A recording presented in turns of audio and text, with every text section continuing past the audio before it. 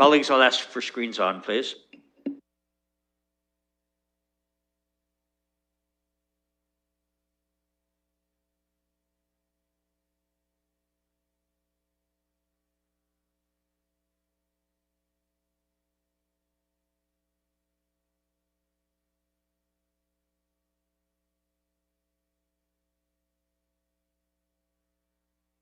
All right, colleagues, I've not been been made aware that anyone is not coming, but I'm wondering if Councillors Turner or Salee are on the phone, if they could so indicate, please.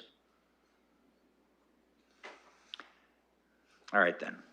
Well, good afternoon, colleagues, and welcome to the 13th meeting of the Strategic Priorities and Policy Committee, virtually held during the COVID-19 emergency. I'd invite the public to check the city website for current details of COVID-19 service impacts.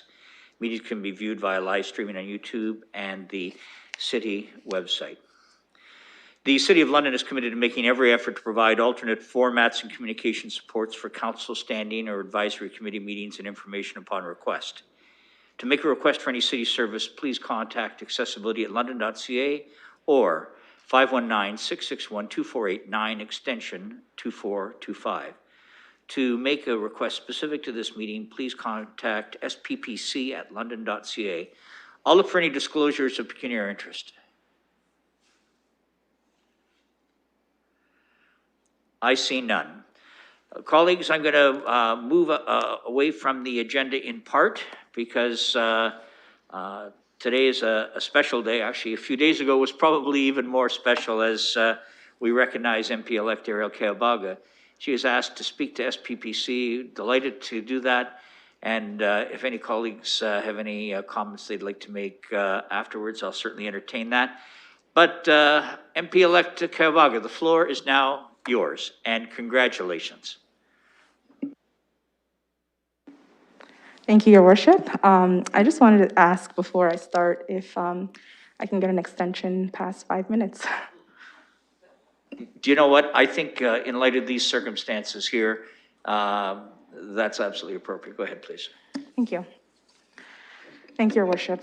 I want to first recognize that we are on unceded ancestral territory of the Atondarn people, the Haudenosaunee people, the Anishinaabe people, the Oneida peoples, and the Lenni Lenape, Munsee Delaware peoples, as well as the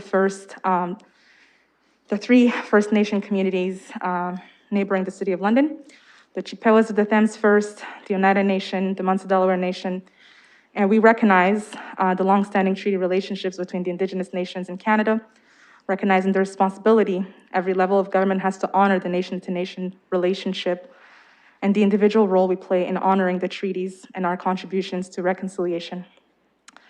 I want to start by thanking all of you, city councillors, and the people of London for giving me this opportunity to speak. Most importantly, though, I would like to thank my constituents of Ward 13 for giving me the opportunity to be their voice in this chamber. This ward has never failed to amaze me. The connections that I've been able to make because of your willingness to work with each other, with me, to make our collective will known, has translated into so many good things for our city. Just look at the work that we did on Dundas Flex Street, offering spaces for people to enjoy their streets in a safe way and creating complete street models. I will forever be grateful and honored that people here in this community chose me through ranked ballot to represent them. 2018 seems like a very long time ago now, especially when we look at the way that the world has changed. Only 3 years, yet so much has changed. Change is a word that has become very familiar to me over my life, whether that was fleeing Burundi amid a civil war or arriving in a complete new country, or whether that was living in a social housing as my family started to make a life in this new country, or whether that was being a single mom while finishing my undergrad and working at Parliament Hill. Change has been constant and something that I've embraced throughout both my personal and professional lives. And even though this country has provided so much to my family and myself, I have seen that there are issues. Things must change. Generational issues of racism, poverty, housing, and a climate emergency that needs to be taken more seriously. That's why when I began my councillorship with clear and defined goals to tackle those issues and to make London a more livable city. I passed a motion to include anti-racist lens on budget implementation because no one should feel discriminated nor left out in how we support people in this city. We can also agree that housing is a universal right to every single person. Approving funding for more housing units in London was one of my top priorities after getting elected, and I'm pleased that we, together with this council, we were able to get that done. That said, I would be remiss if I said that I was able to do this by myself. I want to thank the amazing staff of the City of London, the community, the grassroots organizations that have contributed to the success of this city. With my team here at the city and with some of my fellow councilors, we have been able to do some amazing work. We saw that when we implemented free sanitary products in all city facilities. We saw that when the city stepped up and declared a climate emergency. And the fact that London children have some of the highest rates of asthma in all Canada is unacceptable. We saw that when we implemented half of the BRT, bus rapid transit, even though we should have implemented all of it. And we saw that when we supported people through COVID. And now, as we move through this pandemic and work towards ending COVID-19, it is now more than ever that we must stand together. All levels of government have to work together because even though progress has been made, I think the people in this chamber, as well as Londoners, must do some introspection because I know I have. London has had a very difficult 2021. Even while dealing with COVID-19, the fact that we had a terrorist attack happen in our backyard is horrifying. I stand in support of the Afzaal family and against that heinous act of hate and terrorism. And I will say that it is clear that there is a problem. The fact that the Prime Minister of Canada, a leader of a G7 country, had gravel thrown at him while visiting our city is abhorrent. We must do better, and we have to do better. And that is why we need strong local representation. Representation that will listen to their constituents and work towards building a better London. I know that there are many in this chamber who share similar goals, and I will continue to work with each and every one of you. That is why I'm so excited that the people of London West have elected me as their Member of Parliament. I commit to continuing to work with all levels of government as we continue to combat racism, bigotry, and hate. They have no place in our society, no place in our city, no place in our communities. Even though I'm officially resigning as a city councillor, I hope that it has been made clear and that it is clear that I'm not going anywhere. I will continue to work with anyone and tackle the issues that are most pressing for our city. I will continue to thrive, to hear the stories of those who have not always been heard. Now, more than ever, we need all Canadian voices reflected in building a future where everyone in our community has an equal and fair chance at success, especially as we build back from COVID-19. I want to make sure that we can keep building a better Canada that is healthier, safer for everyone, no matter who you are. Together, through all levels of government and through listening to our constituents, I know that we can build a Canada that is healthier, safer, greener, and more competitive. A Canada that is fair and welcoming for all, and one that holds a brighter future for everyone in London. I want to thank you once again, the Ward 13 residents, for trusting me, for being my community, and many of you now for being part of my now growing family. Now, if you will allow me, I'd like to speak to Mayor Holder. I want to thank you for your leadership in COVID-19. You have led a city in a time that most have not done. And regardless of what has happened, I trust your leadership, and I look forward to continue to work with you in times where we need to continue to move Canada forward and Canadians forward, and most importantly, Londoners forward. I'd like to address a couple of city councillors, and I'll start with Councillor Maureen Cassidy. I started here as a young Black woman in this city, in this council, in this chamber, as the first Black woman in this chamber. We are only 4 women on this council. It goes to show that there's still a lot of work to be done to elect more women in politics. Councillor Maureen Cassidy took it upon herself to lead me, mentor me, regardless of political affiliations. We put that aside and we're able to work together. Councillor Helmer, thank you so much for your friendship, for your leadership, and for your support. You have been a strong leader in this community, and I know that everyone's going to miss you as you head out. Councillor Turner, Thank you so much for your leadership. Thank you so much for your friendship. Thank you for standing with me. Thank you for helping me be the leader that I've been on this council.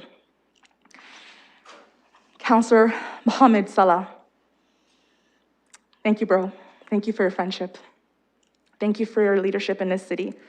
And I know that I can speak for many people in this community, especially the Black community. You will be greatly missed. To the amazing staff of the City of London, thank you for your leadership. It takes a dedicated team of people to be able to accomplish the work that we do day in and day out for this city. I look forward to continue to work with every one of you in making our city better. Once again, to the Ward 13 constituents, thank you for creating this change. This change will never have happened if you are not part of it. You should be proud of the work that you've done. You should be proud that today, on a national post, people talk about London being the first in many, many things. We should be proud of that. We should continue to strive to do those things. And on that note, I'm still here. I'm still committed. I'm still going to be serving the City of London. Thank you so much.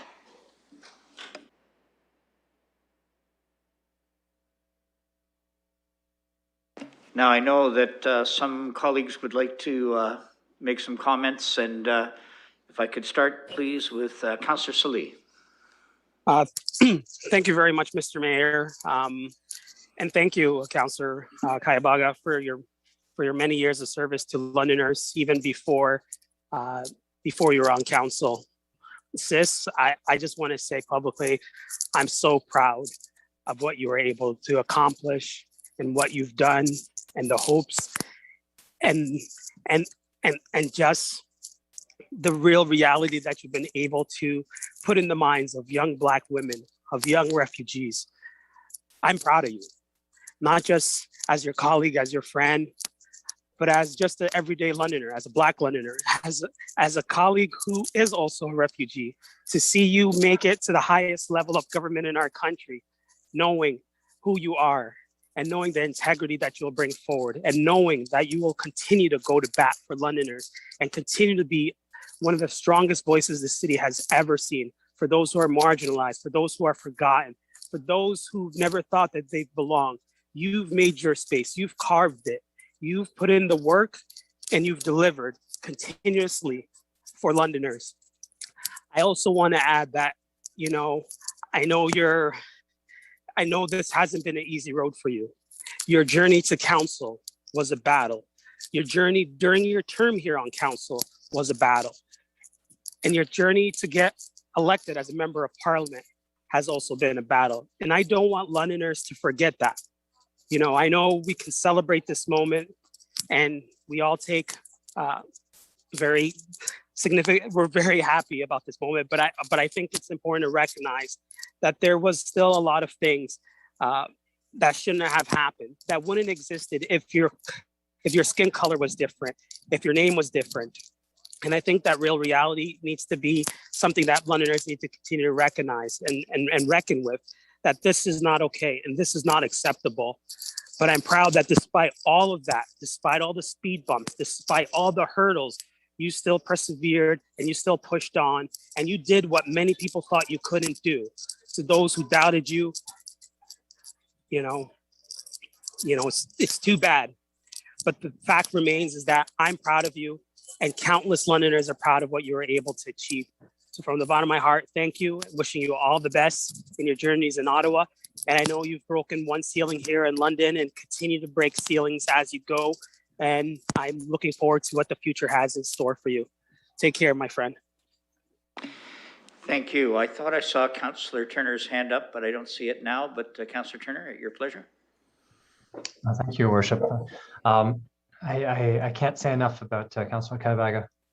She's been a force to be reckoned with her entire term. Councillor Salih has articulated it really well. I think one of the things that I've most admired is her endless curiosity and desire to learn. She's always spending the time to understand better the situations of the day, to connect with as many people as she can, to build as much of a diverse view of the issues that we face every day. And that will take her very far in Ottawa, and it'll be an incredibly important attribute that she'll have. I think that that will earn her a lot of respect from her colleagues in Ottawa, as it has here. And I know that what I look forward to most is the fact that although I'm losing a colleague on council, I'm gaining a colleague in Ottawa, and a number of us will have Councillor Khabaga as our member of parliament, representing the wards that we represent, and working together hand in hand to be able to serve the residents of London and the residents of Canada. And I think all of the things that Ariel has put forward as she gave her speech this evening are things that we know and we trust, and we have a lot of confidence that she'll be able to move those items on the agenda forward for all of us, for everyone. And the countless young women of color who are able to see themselves now in a position on London City Council, in a position in the Parliament of Canada, leading and fighting. I can't even articulate how important that is and how important it's been for us. So I won't take much more time, but I'd like to wish you all the best. I have every confidence in the world of you, and good luck. Thank you, Councillor Turner. Councillor Khabaga, or pardon me, Councillor Hopkins, I apologize. You're next. No need to, Mr. Chair. Thank you for allowing me to say a few words to Councillor Khabaga. I agree with Councillor Turner when he uses the word force, but I would add to that passion. Councillor Khabaga, don't ever lose that passion that you have brought to this council. It is something that I will always remember about you, your passion when it came to climate change, to diversity, racism, women's issues.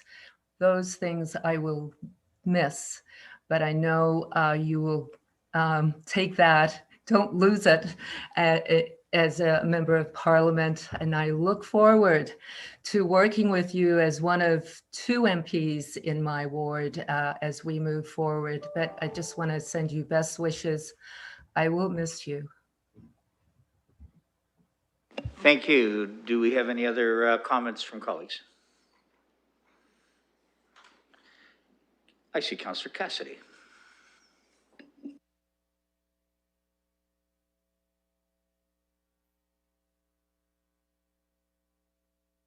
Councillor, you're on mute.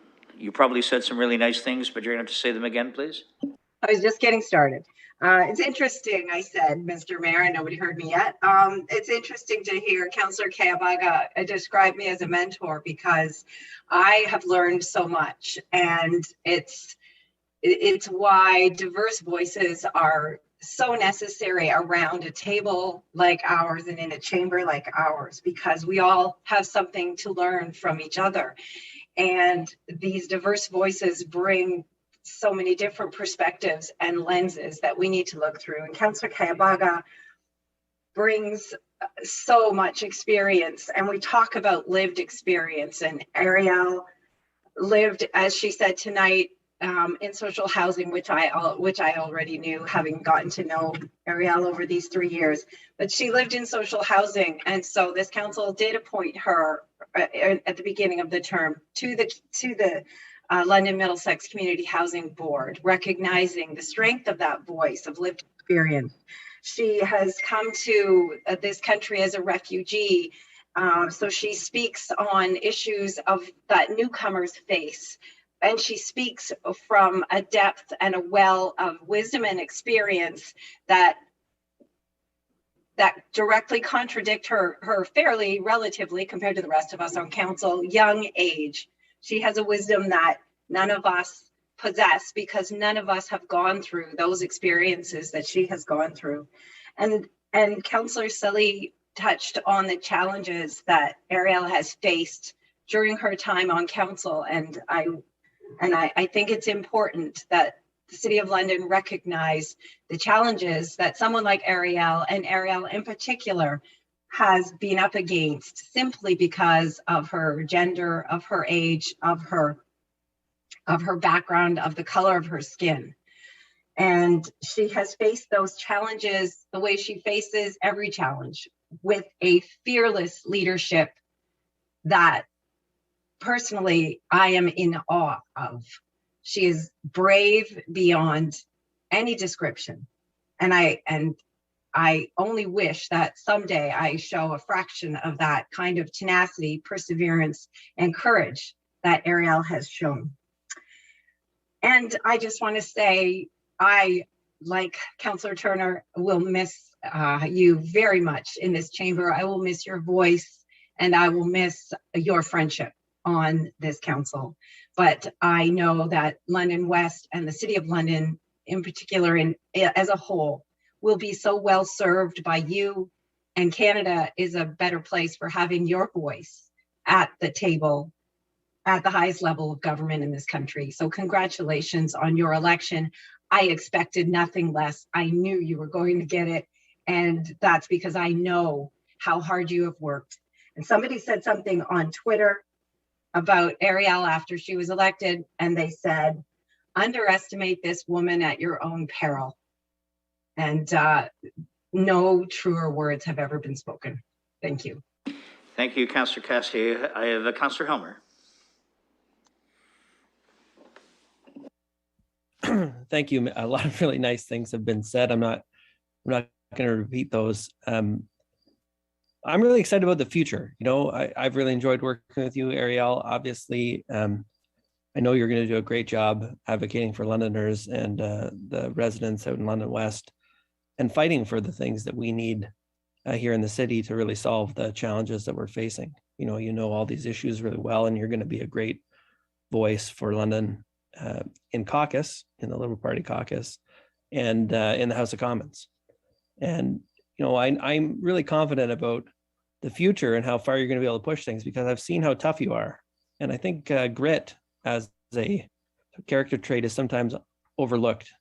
And I think we all know, having been in elected office for a while, that change is hard. Like, actually changing things and meeting some of these challenges is really tough. It can wear you down. And Ariel, I know you've got that grit that's going to keep you going.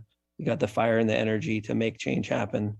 And you're going to be a great voice for London in Parliament. So congrats. And we'll be in touch a lot about bringing the money home to London to help solve these problems, get some housing built, improve our transit system. You can expect a lot of phone calls, I'm sure.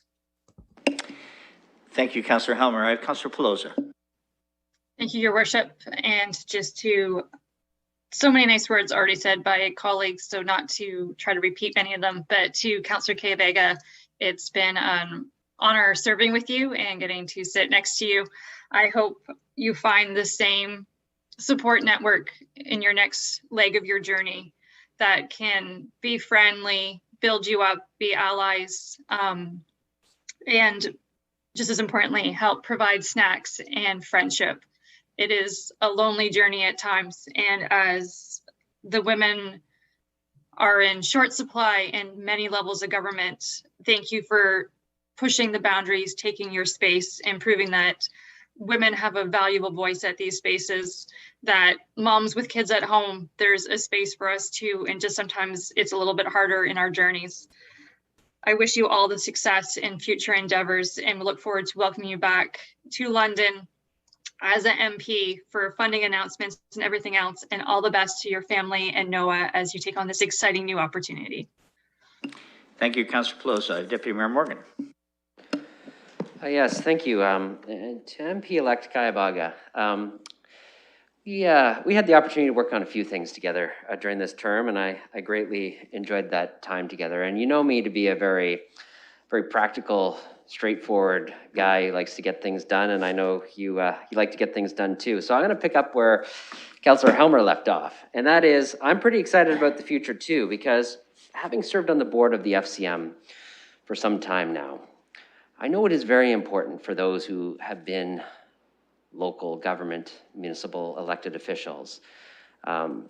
it's really important to the FCM when we see them go on to other levels of government. Because although other colleagues said higher levels of government, I always say other order of government.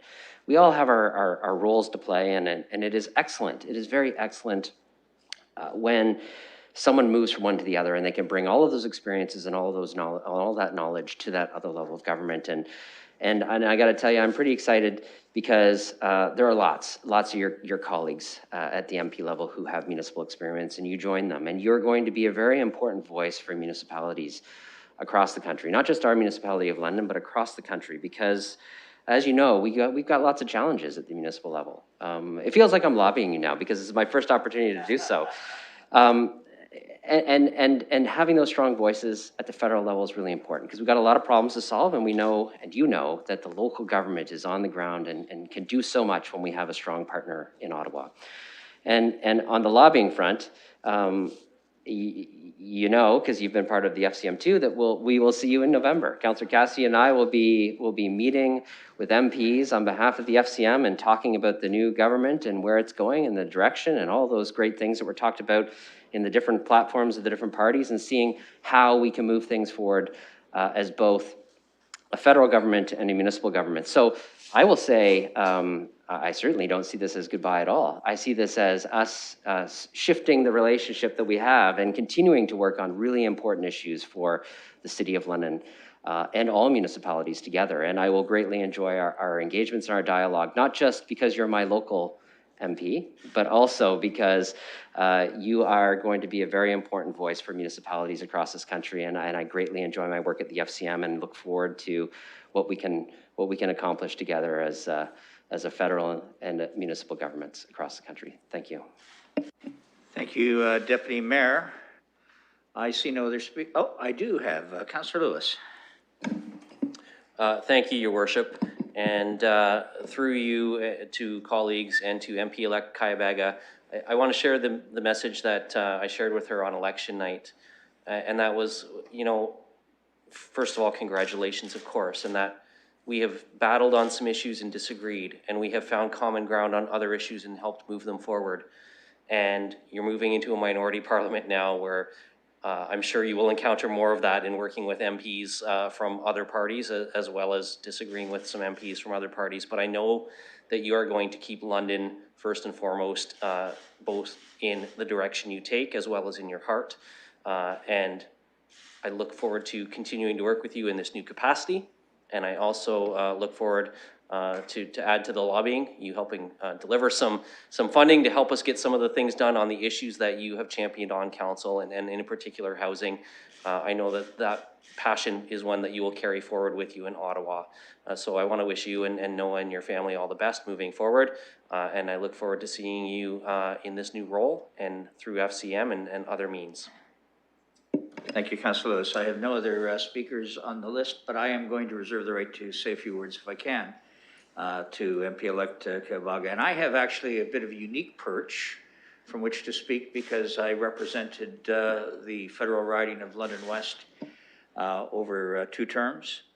And it was absolutely one of the great experiences in my life. And I'm totally confident that MP-elect Kayabaga will come to have that very same feeling as she deals with the issues in London West. It's a great riding. It's a diverse riding. It's people who are committed to this community, and that's certainly what I have always ever found. But to you, Councillor Kayabaga, it will be your adventures and your experiences on your journey as you represent London West and the citizens of London and our municipality in Ottawa.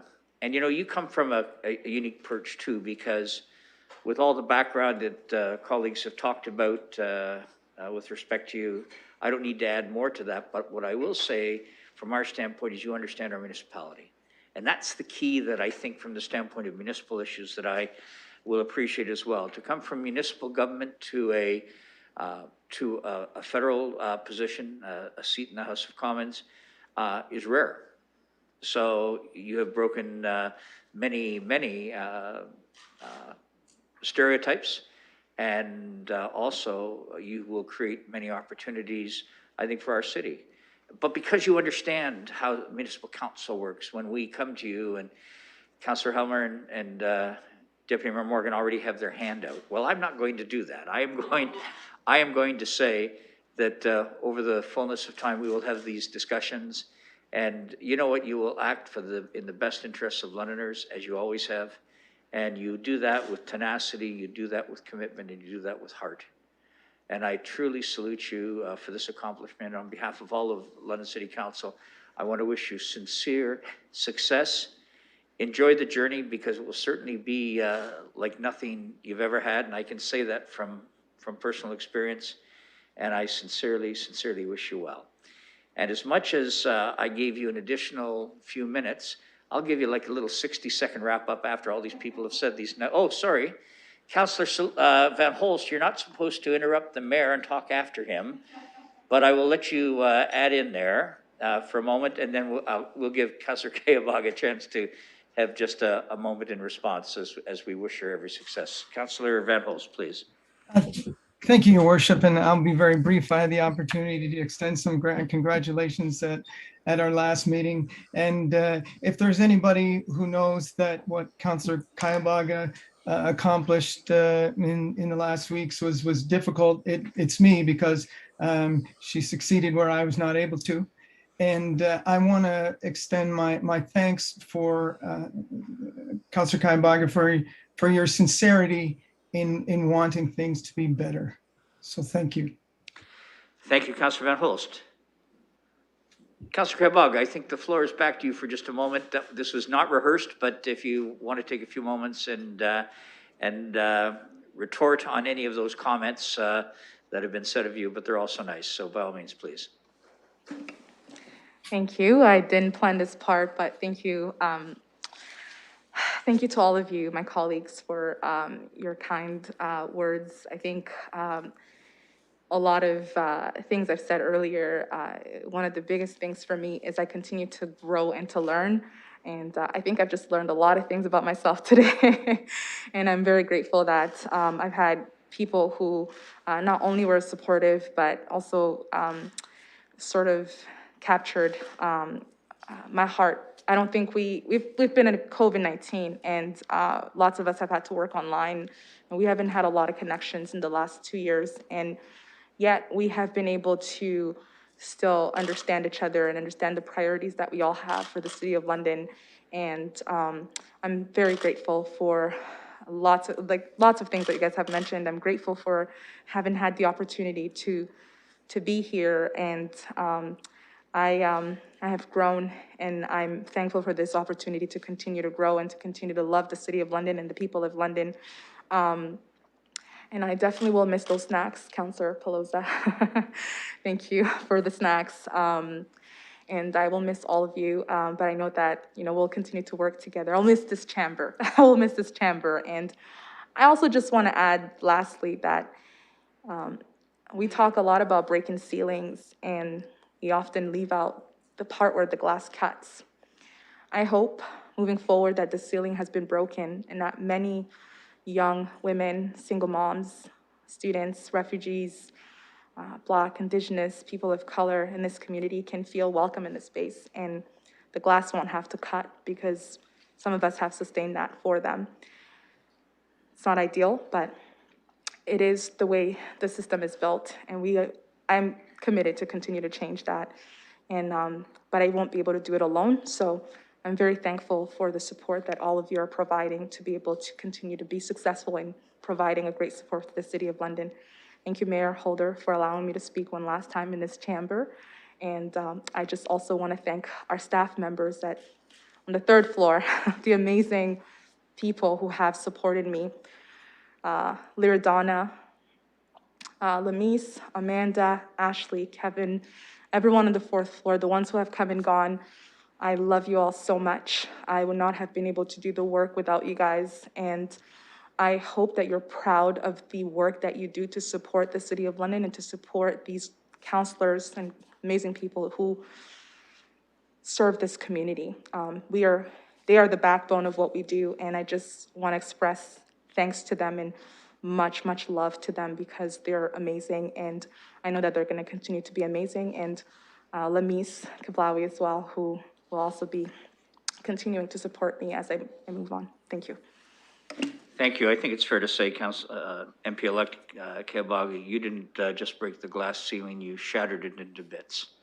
So we look forward to all the things that you're going to be doing in Ottawa. And may I say again, colleagues, on behalf of all of us, as we congratulate MP-elect Keabaga, you take with you the very best wishes and hopes from this municipal council, from staff, and every great success. We look forward to working together with you. Well done. Congratulations.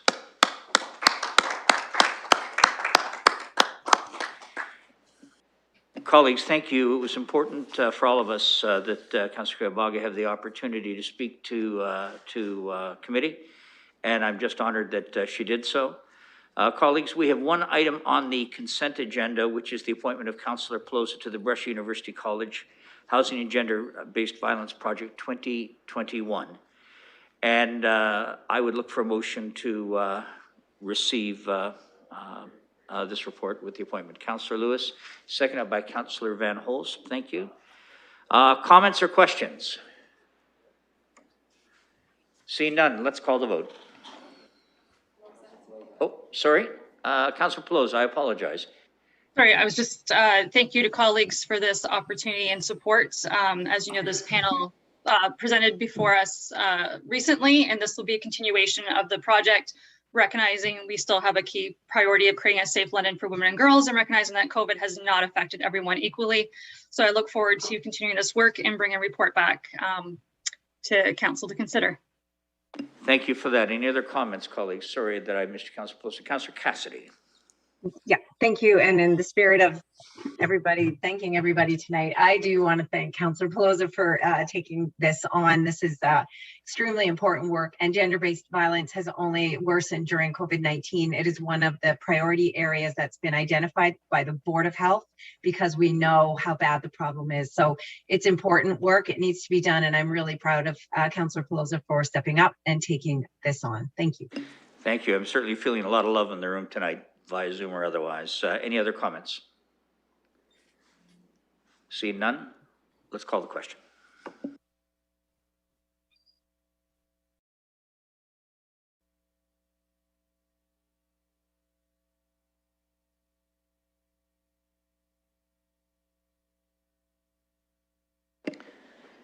Closing the vote, the motion's passed 14-0.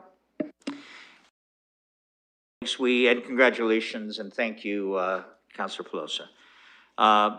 We have no scheduled items. There is one item for direction, which is consideration of appointment to the London Transit Commission, as there was one citizen appointee who stepped away by virtue of some residential changes. And we thank Tanya Park for her efforts on our behalf. Tonight we have some 9 candidates for your consideration to be appointed to the London Transit Commission, of which there will be 1 to be appointed. And I'm going to suggest, as we have done in the past, is that we move the, not move, but we have the whole slate of candidates for consideration. And then we go to the selection process of the candidates. And if that's in keeping with council, I'm going to turn over to the clerk just to explain how that would work.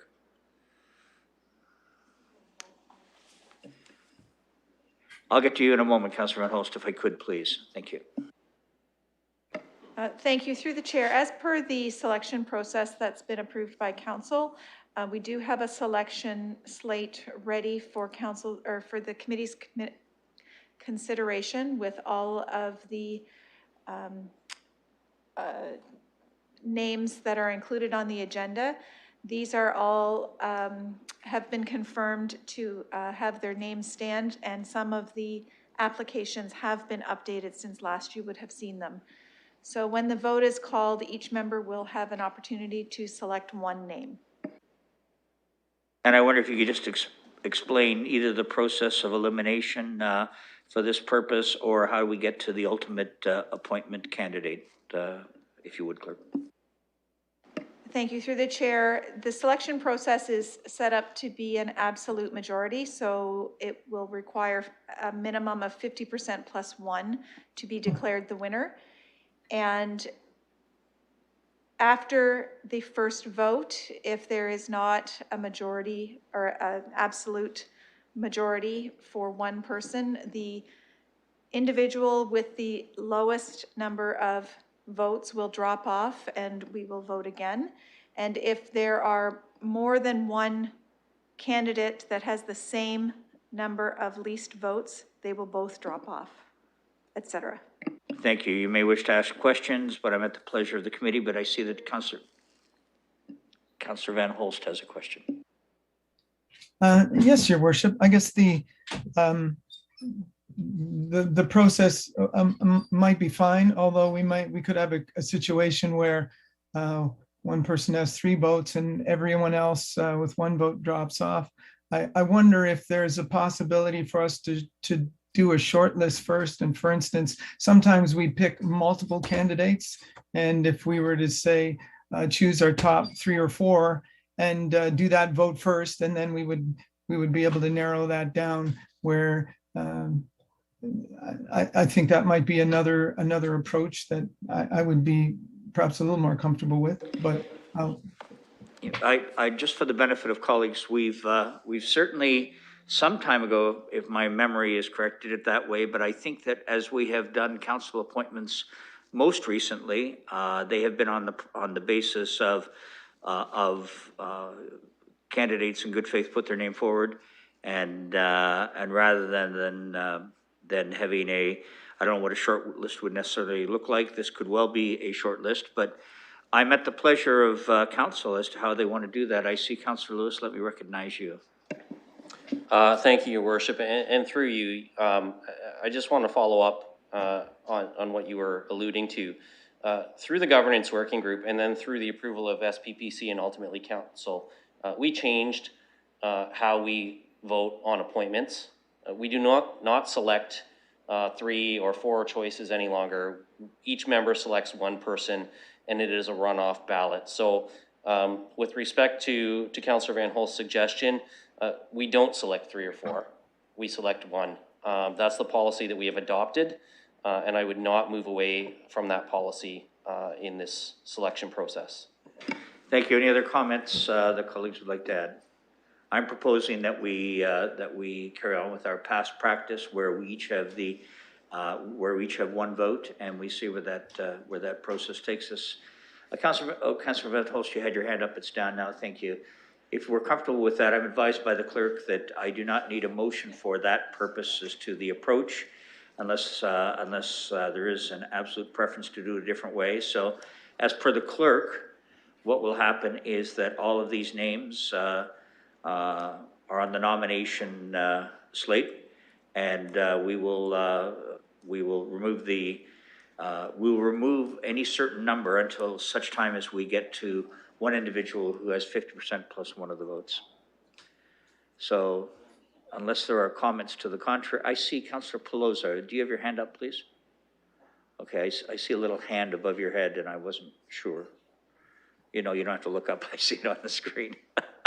All right, then. Thank you. So if we're comfortable with that, colleagues, you see the names. We have Ayman Abu Shark, William H. Brock, Arzi Chant, John Fife Miller, Stephanie Marentet, Shanaz Joan Parson, Bud Polehill, Cedric Richards, and David Smith, who have allowed their name to stand for this appointment to the LTC. So with that, what we will do is I will now turn it over to the clerk for the voting process. Thank you. Through the chair, the first ballot is now open.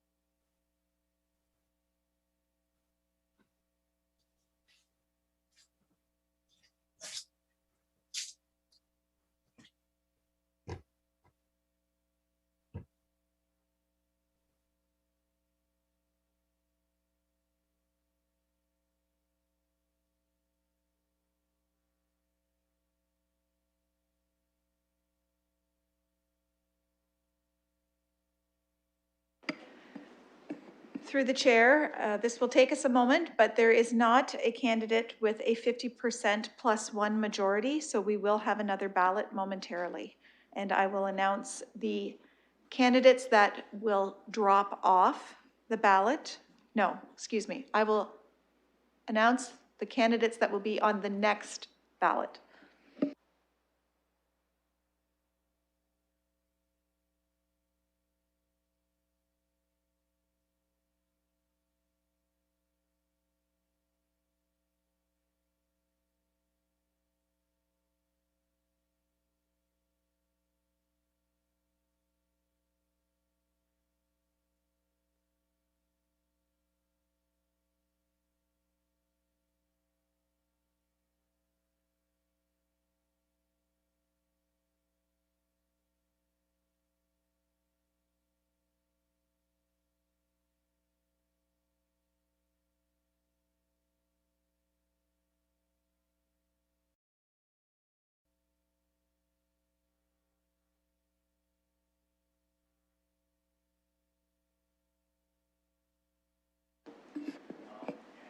The next ballot will consist of the following candidates: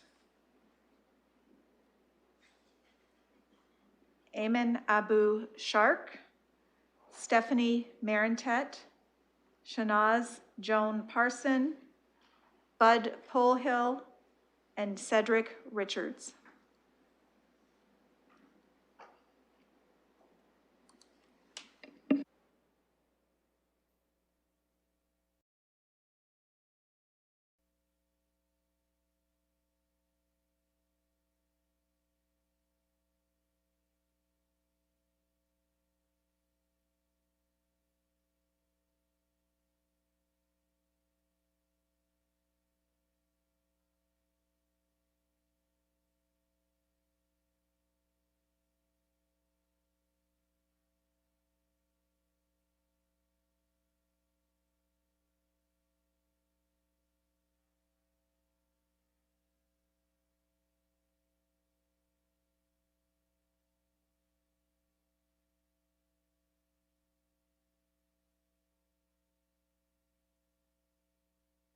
Councillor Van Holst.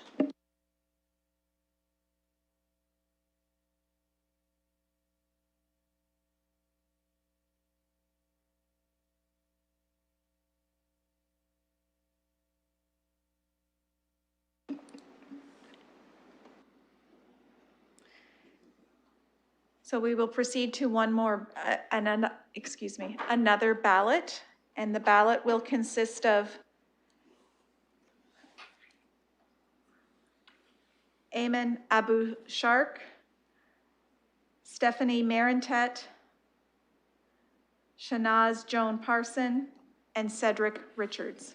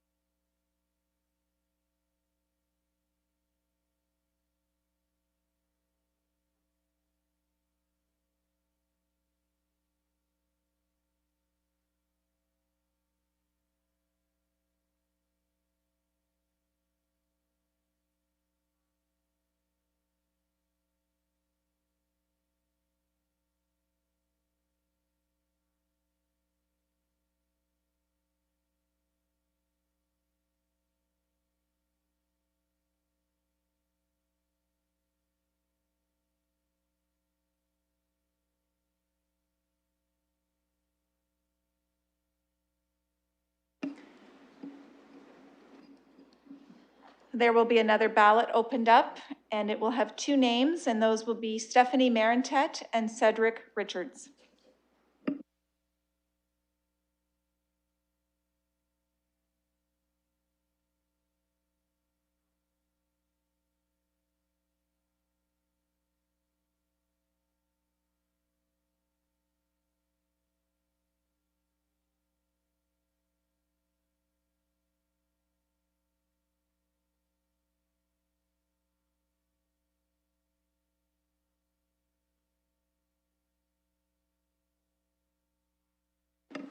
That vote is now closed, and Stephanie Marantet has achieved the majority votes. A motion to appoint Stephanie Marantet as London Transit Commission, moved by Councillor Squires, seconded by Councillor Van Meerbergen. Let's call the vote.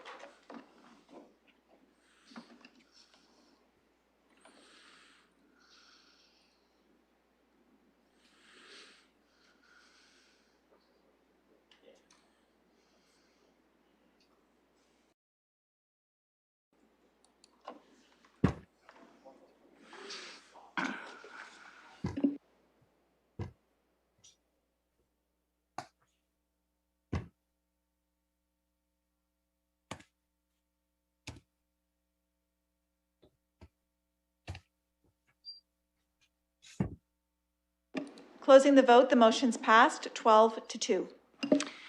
Thank you very much. Firstly, I'd like to want to acknowledge all of these Londoners who put their names forward for consideration to appointment to the London Transit Commission and their willingness to serve. I think that's a great commitment that you were prepared to make. I'd also like to congratulate Stephanie Marantet for her appointment and wish her every success, as we clearly do with all members of the London Transit Commission. Colleagues, we will now move on to deferred matters and additional business. We have one item to deal with, the deferral of incentive loan repayments and forgiving interest-free loan to London Community Players. I'd like to call on Councillor Helmer. That you will see a communication in your package with that as well. Councillor Helmer, do you want to start us off? Thank you. Colleagues, you'll be familiar with the first part of this suggested motion, which is essentially to extend the deferral of the incentive loan repayments. We've done that several times throughout the course of the pandemic, and this is only for loan recipients who request that deferral in writing, so not everyone takes advantage of it. And I think as people are stabilizing their cash flow situations and working towards recovery, fewer and fewer people are but some people definitely still do. And I think that it's a good idea. And I think that doing it on a 180-day period just makes it a little bit less likely that we'll be dealing with it again in 3 months from now, talking about should we extend it a bit further. So I'm suggesting that we just extend that. That's not really a big hit to the city. We just wait to be repaid the loans later. And I think that's the right thing to do, given how severe the impact has been on some of these businesses. The second one is a bit different. And as you would recall, several years ago, we gave a $100,000 loan interest-free to the Palace Theatre to do some urgent repairs to the inside of their walls. And like a lot of arts and culture organizations, the Palace Theatre has been severely hard hit by the pandemic. It's essentially run by just a group of volunteers at this point. They don't have any paid staff running things as they used to in the past. They're just starting to rebuild, and they're doing a great job. They've managed to get through it in a very resilient way. But the medium-term outlook for them from a financial perspective is quite grim. They've cut costs down as much as they can, and it's going to be a while before they can start repaying back this loan. It's about $5,000 a year they need to repay. What I'm suggesting is we just forgive it, the remaining balance, and just essentially convert it into a grant and say, thanks for repaying the $23,000. We understand the situation you're in. How about we just forgive the rest of that loan, and you can be relieved of that obligation for the next 15 years. You can focus on getting the Palace Theatre back up and running and being the vibrant, amazing arts and culture organization that it is.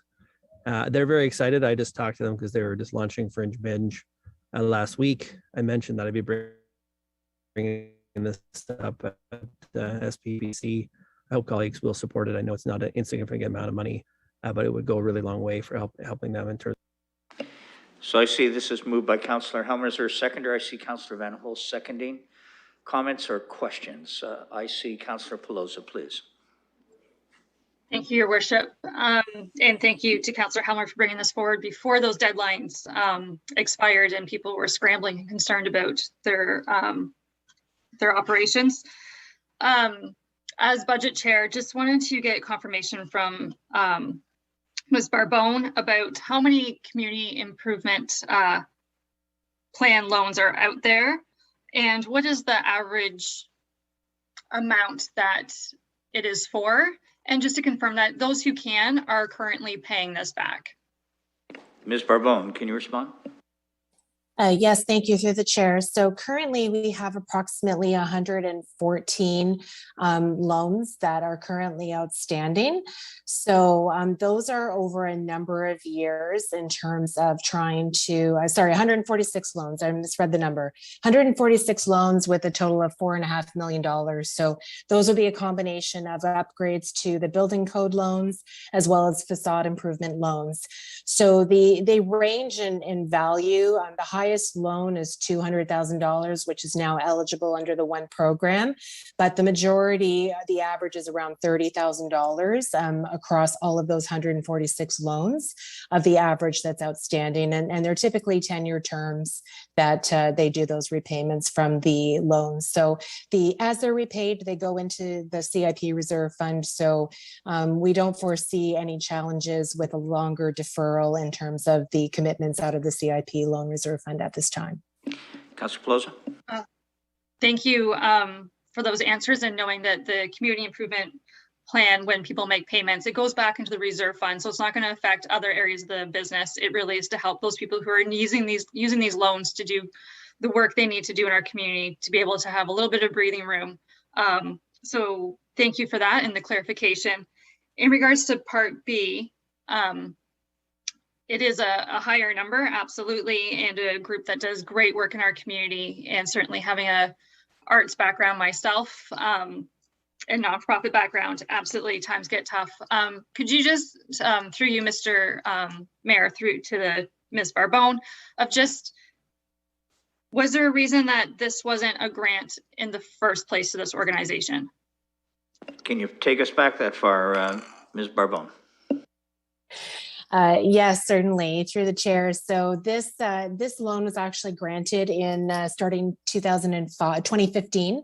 So it had gone through the budget process. They were looking for a grant originally, but this was a way seen to have them repay and to provide some support back to the budget at that time to work with them to look at an amount that could be. So there is a 20-year term. So there's still quite a bit left. The loan is outstanding until 2035. So there's still a number of years outstanding on the loan, and they have been making repayments up until such time that we made the deferrals as a result of COVID that impacted everyone across the city. Councilor? Thank you, Your Worship. And just a follow-up question, if that is an awfully long time and a lot of uncertainty, could you just confirm that this wouldn't have a large budget impact, or where the loan forgiveness would come from? Ms. Barbone? Thank you, through the chair. So given this is a one-time cost, we would look to, should council approve the write-off, we would undertake that at this point in time, and it would go against the surplus that you currently see and be a one-year expense that would offset the surplus that we're projecting for 2021. Councilor Pelosi? Thank you for that. And that's my questions and comments at this time. Thank you. Next, I have Councilor Lewis. Thank you, Your Worship. I'm going to start by saying I have absolutely no problem with Part A, and I appreciate Councillor Helmer suggesting a longer period. I do think that coming back sooner wouldn't make a lot of sense. There's a lot of these situations out there, and they're not going to change overnight. My concern is with Part B, and we just heard that from the Treasurer that in total there's $4.5 million worth of these loans out there. I'm concerned that we start to set a little bit of a precedent to start forgiving them on one-off asks. And that's not without appreciation for the work that the Palace Theatre and the volunteers there do. But I think that this is most appropriately dealt with through the budget process because there are going to be many other asks for that surplus that's sitting there as well. So I'm going to move a referral of this to the budget, Part B, to the budget process and see if there's perhaps a seconder for that. So on Part B, is there a seconder for the referral? I see Councillor Lehman seconding that. Any discussion on the referral, knowing I've got people on my list who wanted to speak to both together, but let's, the referral, as we know, takes precedence. So I will ask, in the spirit of the order of things, I will give the opportunity to those who indicated they wanted to speak first, whether Councillor Squire wants to respond to this or to the broader, because you had your hand up. I can speak to both, Mr. Chair, and I just want to take. Sorry, I'd like you to direct, if you don't mind, the referral of B. So that's what we're going to do, please. So before I start, I just want to quickly say I'm wearing the hat of London Majors, who are competing in the IBL Championship. It is game 3 tonight. If you can make it thereafter, please do so. Great organization, plays in the oldest ballpark in the world. They have not won the championship since 1975, when I was 16 years old, had long hair, and was in the middle of the disco era. So that's a long time. They need our support. Now, moving on to the referral, now that I put that picture in your mind of me in the disco era, I can't support B outright. I think the referral is a very good idea. I can say that when this matter first came to council, I stood on this issue and said to the Palace Theatre, who was in the gallery, why don't you ask for this to be a grant? Why don't you ask for this to be a grant? And at that time, they said no, they wanted it to be a loan. And I knew at the time that I didn't believe that was the right thing for them to do, given the situation that they were even in then, operating as a volunteer organization. The challenge for me is exactly what Councillor Lewis said. There's $4.5 million in these types of loans out in the community. I am sure many of them will hear about this and say, wow, we're struggling a lot right now too. We would like the same thing to happen for our loans. So what I would like is a referral, and I think staff could come back and say, look, here's the full amount of these loans. Here's the ones that are really causing difficulty for organizations. Here are the ones that are being paid quite well, and the organization has the capacity to pay them. But to just do one today, I think leads to a situation where we're inviting ourselves to do them one-off continuously. And how can we say no, but look at them on a one-off basis? Whether it has an effect on the total city budget, of course it won't.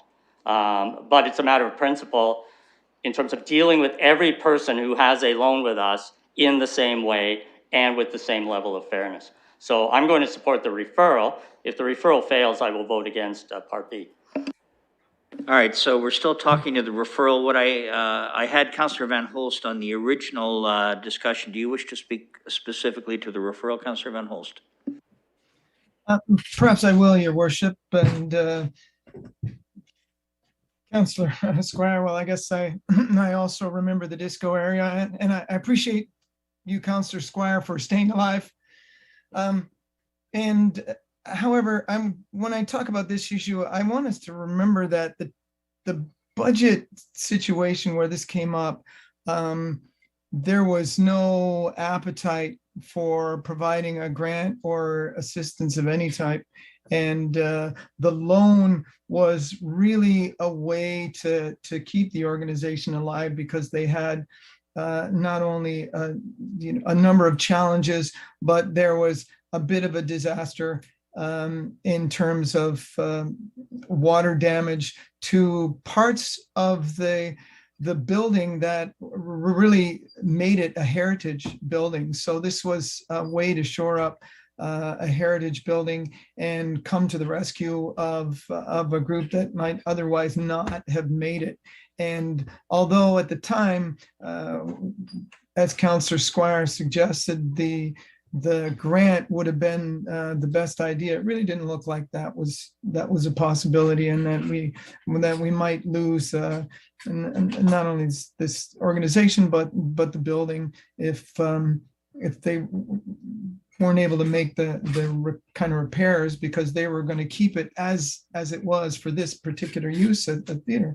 So I think I would much rather, in that context, I see this something very different from all the other regular CIP loans we put out there. So to me, this is a one-off, and then we can deal with it that way. And I would say there's other sources of financing. We could use our Community Reserve Investment Fund is another place that I would be happy to see this paid for with. but I think this is something that would be great to resolve once and for all. So I'm grateful that Councillor Helmer brought this forward. I was happy to second it, and I hope we can just deal with it. So I'll vote against the referral.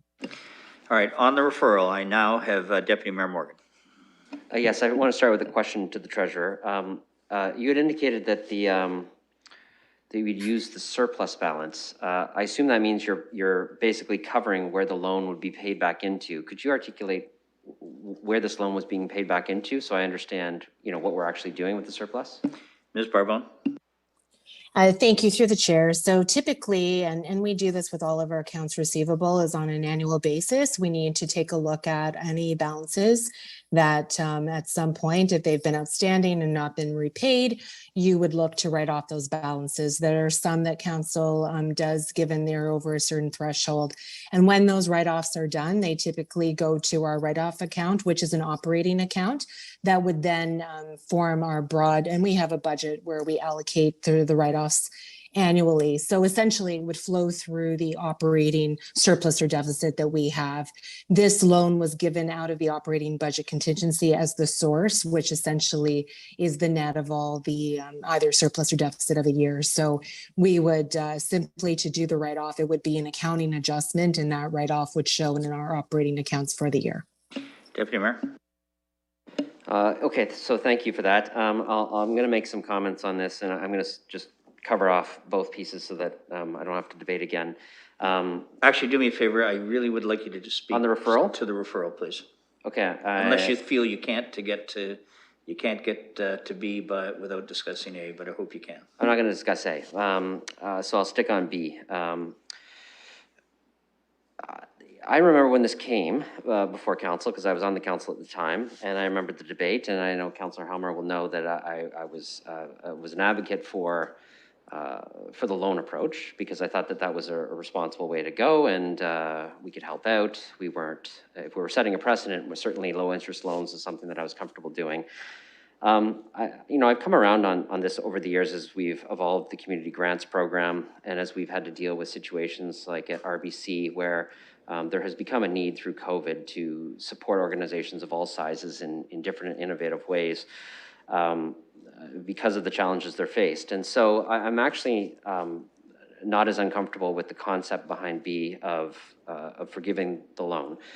That being said, I'm supportive of the referral. If colleagues want to debate sources of funding or where to take the money from, the treasurer said essentially what she was going to do. Councillor Van Hol suggested the council reserve fund. I'm supportive of both of those options. But if colleagues want to deal with this in the budget process, it's what we've done in the past, as long as they don't have to pay anything in the meantime. Well, we wait, because then there's no problem off their back. If it fails, this is one I'll end up supporting, but I'll support the referral too. Thank you. Do I have any other speakers to the referral? I see Councillor Helmer, please go ahead. Thank you. I certainly can understand the desire to, deal with all the budgetary matters in the budget process, but I would say that there's a lot of value in just taking care of this problem right now and relieving the uncertainty and the pressure on the organization. I think it would go a long way to do it decisively now rather than drag it out. And regardless of, there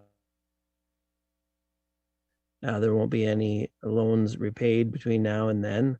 And the sorts of financing options will be the same as they are now. The issue will be the same. And I think it makes sense to forgive the loan now. It's just something I've been talking about with the Palace Theatre for quite a while, actually, since the pandemic started. They're in a very tough spot right away. And I didn't bring it forward earlier because I thought that we needed to get through till the point where they're really ready to reopen. And, they weren't going to be repaying the loan. And now they're starting to get back up on their feet. And now I think is the time that's going to really help them as they start to incur more costs, as they start to reopen the theater and they're bringing on more staff. That's when they're going to need the help and the certainty that they don't have to repay this obligation. So, we forgave $1 million loan to the library back in the last budget. I remember that. People seem to have no problem with forgiving a loan of that size. And I think that this is a very reasonable thing we can do to support this specific organization. This is the only loan of its kind that's out there. This is not a CIP loan, so there's no concern that all these other loans, they're not the same. This was a one-off loan that we had to set up with the Palace Theatre. Colleagues will recall that dealing with that and actually coming up with a loan for this particular instance actually was a lot of work for the finance staff and a lot of work for the Palace Theatre. And I think just relieving that, even the reporting and the payment burden on finance staff and the Palace, there's value in that. These are relatively small loan repayments over a long period of time, and just dealing with it now, I think, is the right thing to do. So I'm not going to support the referral. I actually think the referral is a pretty bad idea, because now it's going to drag it. Worry about that. Sorry, Counselor, I'm going to stop you. Can you just, you've been coming in and out with your discussion, and the last I heard is because this will drag, and then you went radio silent. Can you just, if you can recollect your last sentence? I'll just recap. Don't vote for the referral. It's a bad idea. Okay, well, that's clear. Thank you very much. Counselor Hopkins, please. Yeah, thank you, Mr. Chair, and thank you, Councillor Helmer. When I first read this, I wasn't quite sure, but you did remind me, and Councillor Van Helst too reminded me when this came to us at the previous council. And this was a unique situation. This, to me, is not a one-off, and I'm speaking to the loan for the London Community Players that we approved. And it was, I remember Mr. Hayward at that time sort of saying, you know, this is different, we haven't done this before. And we made the decision back then because the theater needed the money right away to deal with the water and the problems, and we couldn't wait. And I supported it back then. I thought it was the right thing to do, even though it was a different way to do it. But I really do think that if we do not do this, we'll probably eventually do this, most likely. Why wouldn't we support organizations like protecting our historic buildings, but smaller organizations, RBC, the library, we've done that without a problem. And I'm a little surprised that we're having this debate right here to refer it back. I still do not think that that is the right thing to do. So I would not support the referral back. I do agree that we need to do this. I'd like to speak to community improvement plans. How can we not support our businesses in our communities by deferring these loans? To me, this is just another part of supporting our community. And doing something now is what I really appreciate with this motion coming forward. So thank you, Councillor Helmer. For those away, I'm chairing now. The mayor had to just step out for a minute. I have Councillor Lehman next. Thank you.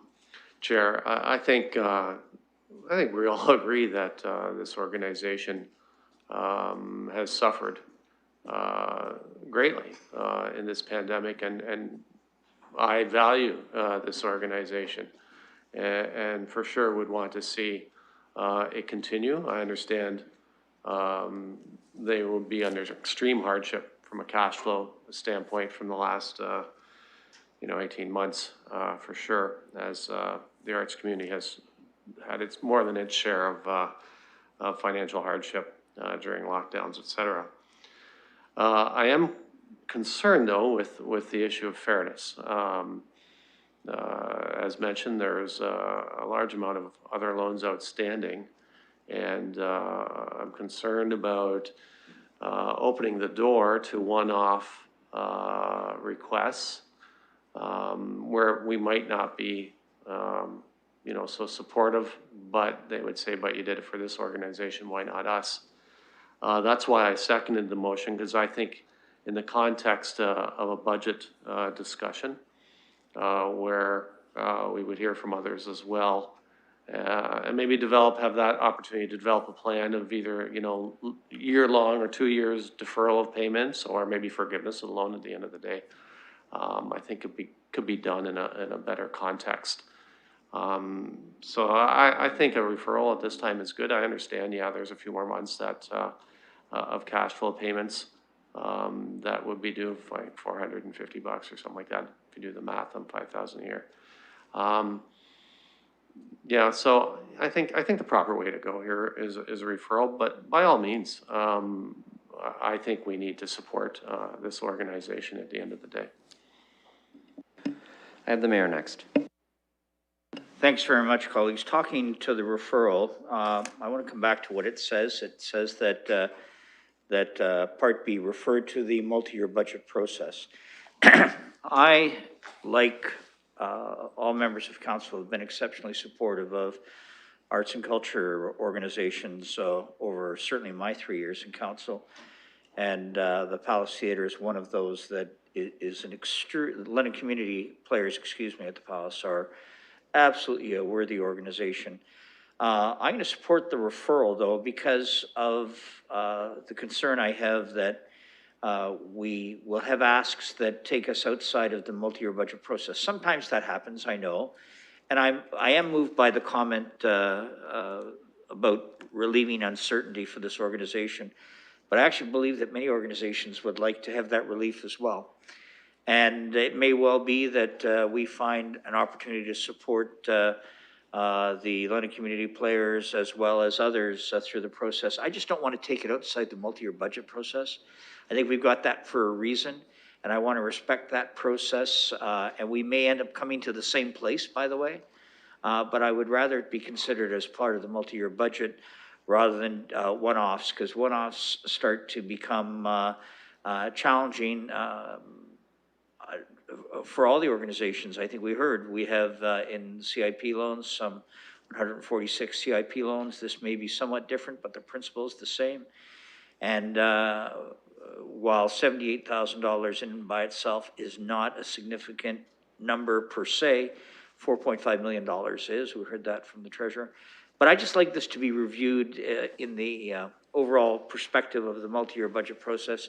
I've heard a lot of support, even from those who are looking at the multi-year budget process, that may well look favorably on the request. I think it's a very worthy organization. I just would say that we consider it in the context of the multi-year budget framework. Back to you, Deputy Mayor. Yeah, thank you. I have Councillor Lewis next, and then, Your Worship, I'll turn the chair back to you, and Councillor Van Holst is after Councillor Lewis on the list. Thank you. Councillor Lewis. I was going to say thank you, Deputy Mayor, but thank you, Mayor. Colleagues, I just want to clear up something, because not to drag Councillor Lehman out on the carpet on this, but actually, if Part A is passed, there's no repayments required during the time that we'd be discussing this in the multi-year budget process. We will be dealing with the budget in December. Part A talks to a deferral until March of 2022 on the repayment requirements. So there actually is no change in cash flow for this organization that requires Part B to be passed tonight, because we will defer repayments anyway until March of 2022. And then Part B we will discuss in the multi-year budget process, and we'll have made a decision on that before the repayment plans are required. So I just want to point out that there isn't actually repayments expected as long as we pass Part A. Sorry, Councillor Helmer, I'll get to you in just a moment here. Councillor Van Holst, and then Councillor Helmer, please. Thank you.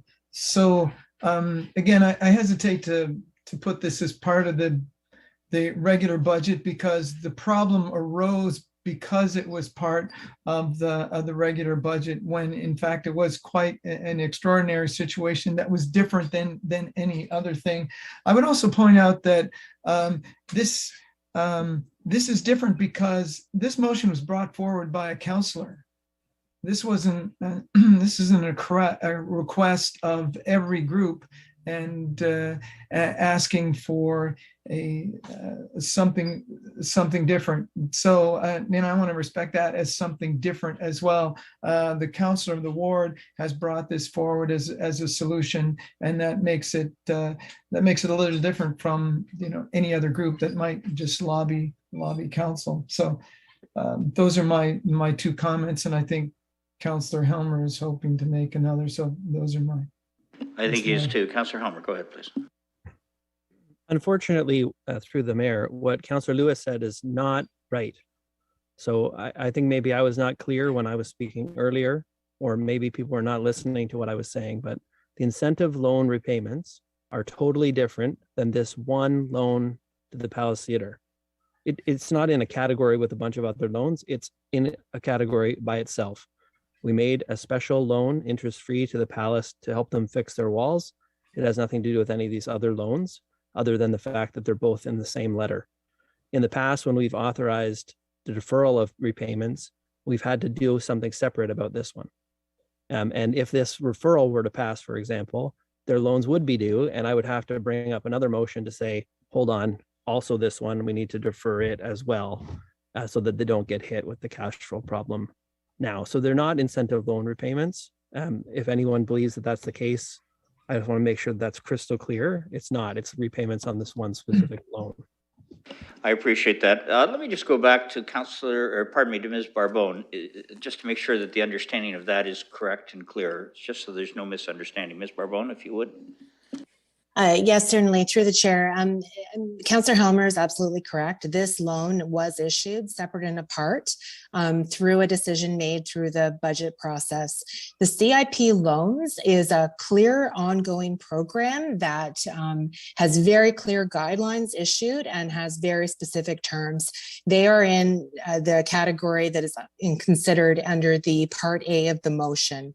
The community players loan is a one-off on its own. We do not have any others of its kind on our books. And it was expressly, there was a great deal of work at the time that that loan was considered by council. And certainly from a financial perspective, we don't recommend that loans generally ever be done on a one-off. And this was very unique at its time. So certainly I hope that answers your question and provides the clarity you're looking for. It does. Thank you very much, Ms. Barbone. I have Councillor Lewis. Thank you, Mr. Chair, and thank you to Councillor Helmer for the clarification, because that was not entirely clear. And I hear what he's saying, that he would look to amend Part A to include this as well, and I'd happily be supportive of that. But I still think that the referral of the entire forgiveness is best dealt with through the budget process. Thank you. I see no other comments from Councillor Van Holst. Do you want to come back in? Please go ahead.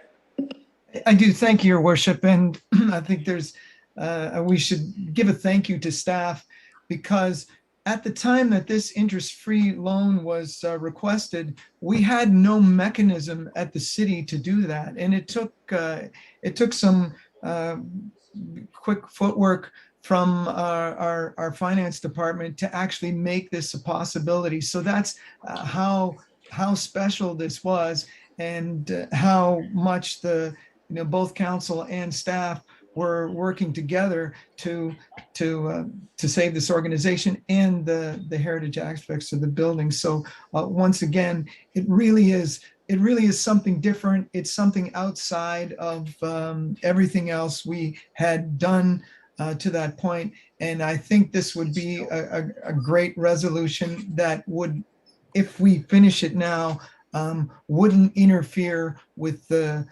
process and wouldn't confuse the other loans that will be coming up in the regular budget process. Thank you. Thank you. On the referral, I have no other speakers. So with that, I will invite colleagues to vote specifically on the referral.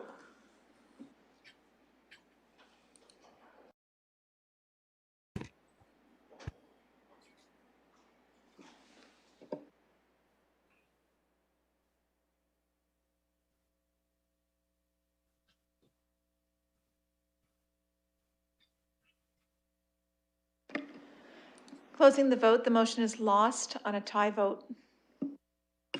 Thank you very much, colleagues. That takes us to A and B, and I'm at your pleasure whether you wish to have them dealt with as one. Apparently, we wish to have it split. So, is there any additional discussion necessary on A? I see none. I will call the question.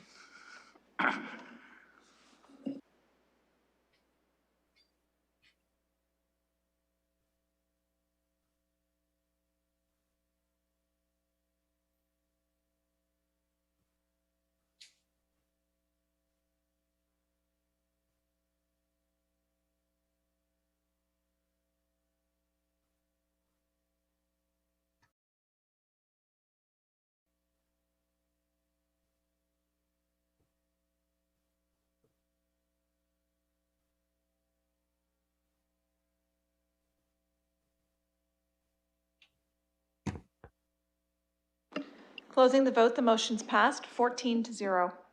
Colleagues, I'll turn your attention as per the motion that's been duly moved and seconded.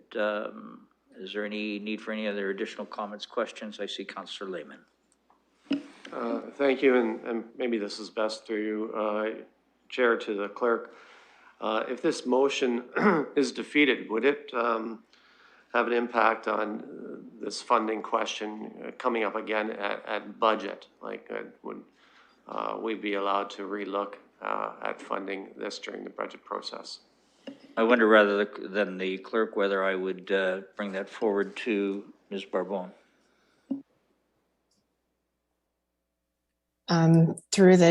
Through your worship, I'm not entirely sure. I think it would fall to the council procedure manual. Certainly we can, if it would be lost because then you couldn't consider it, I would defer to the clerk on this one just for certainty as to whether you could reconsider it again through a different process. Well, both you and Councillor Lehman thought the clerk would be the better response. So you go ahead, clerk, please.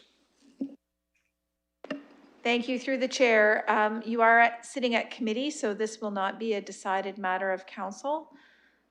This could be revisited in a different form. If it's lost, there's no recommendation moving forward to council to consider. Thank you. Councillor Lehman. That's good. Any other comments or questions on B? Seeing none, let's call the question.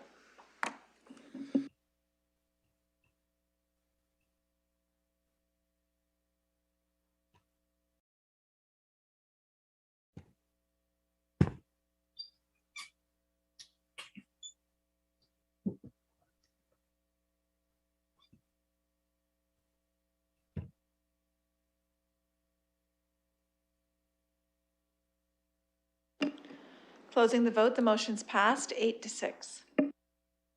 Thank you, colleagues. Before we go to adjournment, I have an opportunity whenever we have an SPPC meeting or council meeting to acknowledge our staff. It feels like a while since we've done this, but I do want to say to Ms. Livingston, we've been dealing, to you and your staff, we've been dealing through a lot of things from homecoming right through to all of the issues surrounding COVID and just day-to-day issues of all of us dealing with city matters.